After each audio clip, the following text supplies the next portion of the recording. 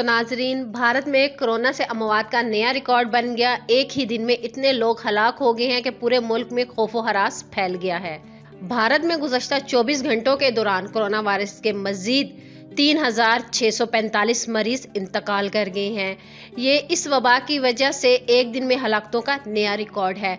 German नशरियाती अदारे WG के मुताबिक भारत की वजारत सेहत के अदादोशुमार के मुताबिक नई हलाकतों के बाद मरने वालों की कुल तादाद 2,04,830 हो गई है। इस दौरान कोरोना इन्फेक्शन के तकरीबन 3,80,000 नए केस भी रजिस्टर किए गए हैं।